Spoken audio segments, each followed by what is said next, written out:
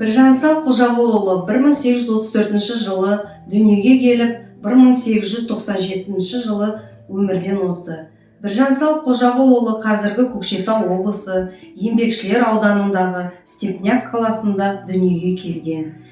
Керей руынан шыққан. Қожағұлұлы Біржанның атасы Тұрлыбай Қожағұлдың баласы. Біржан өмір бойы салдық құрып, ел аралап, ән салып, сауық құрып жүрген сал. Ол әнді орындаушы ғана емес, белгілі композитор. Сонымен қоса ақындық пен әкімшілікті қоса меңгеріп, халық әндерін нақышына келтіре орындаған шебер әнші.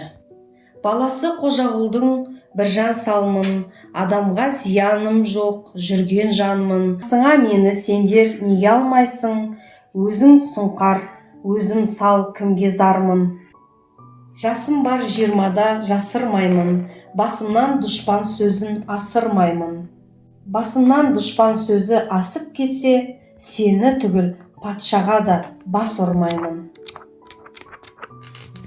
Қожағұлұлы қазақ әдебиеті мен мәдениетіне қомақты үлес қосқан қалам және өнер қайраткері ретінде ұлт тарихында қалмақ.